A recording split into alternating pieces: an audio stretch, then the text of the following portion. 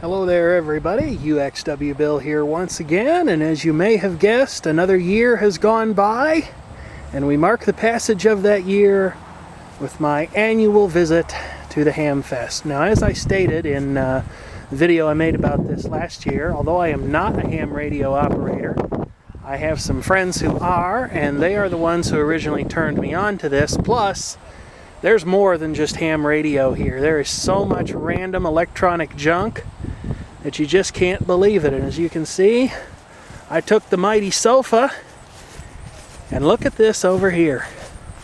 I'm pretty sure this same car was here last year. If this thing's got a leather interior, it's almost certainly got to be the same car. Yes, it does. Got the same wheels on it and everything. It's surfaced again for another year. Still in real nice shape. But it's a 94 to 96 model, so it's probably got an LT1 engine in it as opposed to my 350. It's kind of cool to see that out again, even if it doesn't happen to be a wagon. But enough of my yakking. I believe that it's time for me and my bundle of cash to go see just what kind of trouble I can get into. So through the magic of video editing, I'll be back in a jiffy. And here I am, thanks to the magic of video editing. Let's see what I got this year. Probably didn't need this. This is an Optiplex 745 Dell personal computer with a note on it that says, "Beeps, won't post." But there's no memory installed on the motherboard, and maybe it had the wrong memory in it. It's hard to tell.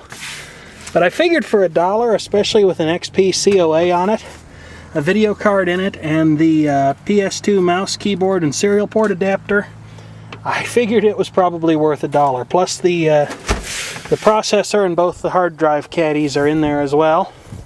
Someone took the power supply out of it, but this was given to me. Has a note on the side that says sometimes won't power on, but guess what?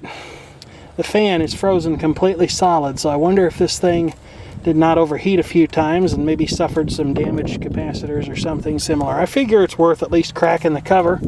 This is a Dell ATX power supply, probably originally out of something like a Dimension 8300, because it's rated for 305 watts of output. But the way this thing is built, this could really be a pretty credible 400 to 450 watt supply, and it's nice and heavy too. There was definitely a time when Dell underrated their power supplies. Underrated them greatly, if you ask me. And perhaps I'm a glutton for punishment, but I'll bet you all know what this is. This is actually a very close relative to my own unit. Looks like it has a slightly different display in it than mine does, but this is yet another Sony mini disc deck, an MDS JE320. I think mine's a 510 if I'm remembering things correctly. And there's some other stuff back here, a little bit of an adventure in retro computing. This later became known as Lotus Word Pro. And there are a couple useful things in here too. This is a Panasonic 6-input video switcher. Found this at an electronics recycler truck. He sold it to me for $1. I figure this probably has some utility with my blog TV setup, as opposed to the two switchers I'm running right now. It wouldn't eliminate both of them, but it would certainly get me a lot closer. A Radioshack USB to serial adapter, and for $0.25 a piece, two never opened Radioshack super tapes. One of these is a high bias tape, although it says chrome equivalent. That sounds dubious to me. And then a Type 1 normal bias tape. But I figure, you know, those are at least worth experimenting with. And there's a few more things back here. This is a little firewall and router board with a copy of pfSense loaded on it, or so it says. I found a couple of Radioshack computer catalogs, well, Tandy computer catalogs, including Trash 80 Microcomputer News. As far as I know, practically everyone called those Trash 80. These have been a long ways from here. I wonder if that Radioshack is even still in business. Somehow I very much doubt it. I was hoping that the 1989 one would contain information about the Tandy 5000MC, which is one of the Well, there it is, right on the front cover. I am really a dum-dum. I looked inside it and I didn't see anything about it in there. But that is one of the hardest to find microchannel clones. In fact, I'm only aware of one that has shown up on eBay in all of these years. Bunch of random option cards here, a VL bus, ATI Mach 32 graphics adapter, some assembly required.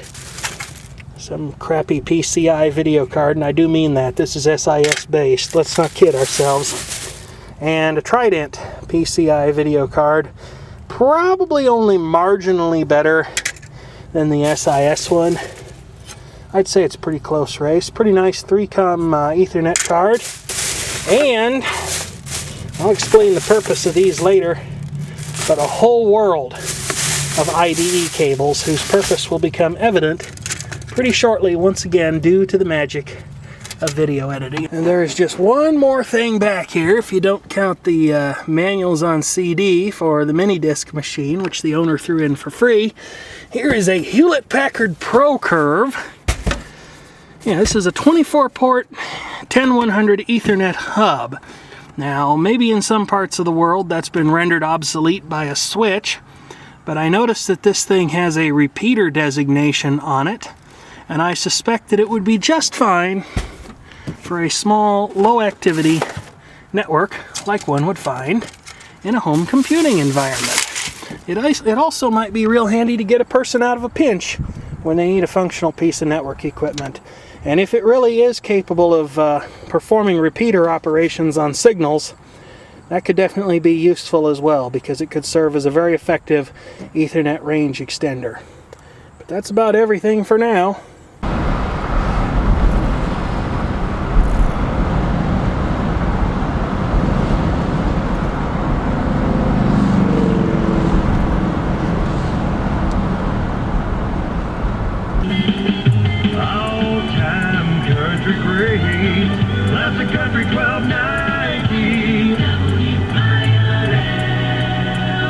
And now part 2, the exciting conclusion of this particular video. As you can see, I finally got some real license plates for the big bad blue wagon. So it is no longer known, and never was seriously known anyway, as the Shaggin' Wagon. When I took this thing down to the Hamfest, some amazing things happened. Well, they were amazing to me anyway. I had 2 people ask me if it was for sale, if they could buy it. And I overheard people while I was driving in there to pick up the furnace fan that I neglected to talk about in the first part of this video. I heard 2 people talking to each other, and then one of them said to the other, "I remember when we had one of those." So it really does get talked about. But in the meantime, a few other things have transpired. So let's see what else is in the back of this car. Here's a mess. It was fellow YouTuber Moldy Mac who first posed the question, how long would it take before I filled this thing to the roof with computers and other stuff? Well, I guess it took about a month, maybe 2, depending upon how you count. Go ahead and give the Canon FS200 all the help that it can have here, because it doesn't do real well in low light. There's the one from the Hamfest, the Optiplex 745. The rest of these are from my place of work. I've mentioned that there's been a lot of stuff going on. My employer is actually being bought out, and as such, a great many of their personal computers have been or will be retired. These are all the computers from one particular department, and after securing permission and promising to wipe the hard drives on them, I was able to take them home with me. Now, before anyone asks, they're not for sale, they're not for trade, I'm not giving them away. I do have things in mind for these computers, especially the Power Mac that's sitting here, which used to be the main computer at my desk, but was recently replaced by an Intel Macintosh that is dual booting into the Mac OS and Windows 7. These computers are definitely older, but I think they're still quite serviceable for many things. Go ahead and pop the side off of one here. Whoa, if I don't fall, that'd be a good thing not to do. Move that notice up out of the way. You can see that they've got pretty basic, these are ASUS A7V8X MXSE motherboards with AMD Athlon XP processors on them. and some VIA chipset. I don't remember exactly for sure what VIA chipset these machines have, but these were all built according to my specification back sometime in 2004 or so. Got an 80 gigabyte hard drive in them and just a simple CD-ROM drive because they didn't have very advanced goals in life. But the problem with these machines, and the reason why I bought all those IDE cables that you saw earlier, has to do with the configuration of the disk and optical drive connections. These are parallel ATA all the way through.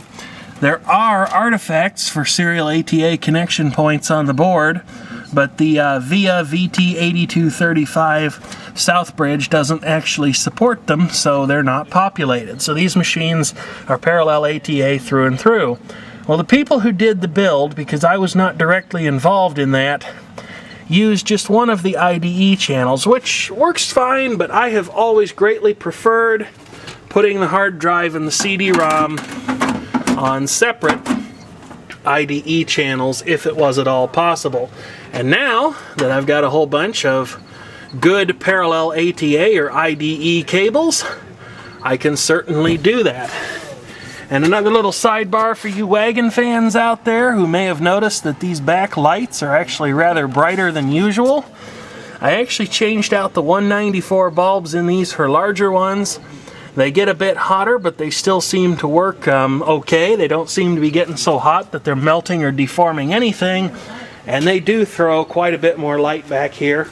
It would be kind of nice if the wagon would turn the lights on, not only when the tailgate was open like this, but also when it was lowered straight down like that. However, you can't have everything, and I don't think I'm dedicated enough to modify it. So there's everything that I've been up to with the Hamfest and some computers from work and the station wagon. Wow, what a video. Thank you for watching, and by all means, feel free to leave a comment. And now, if you'll excuse us, the Furhead, the Keykeeper, and myself, gosh, that was a scary sight, are all going to play CB radio hide and seek with the Ugly Truckling, the Heap, and the Mercury Grand Marquis. I take my diesel, but I don't have a CB setup in it, and it doesn't hide very good because it's too loud. Yeah, and it's got no starter, so you can't shut it off. Exactly. Just follow your nose. You're not far wrong. Flying Tomato Brothers. I got you, fool!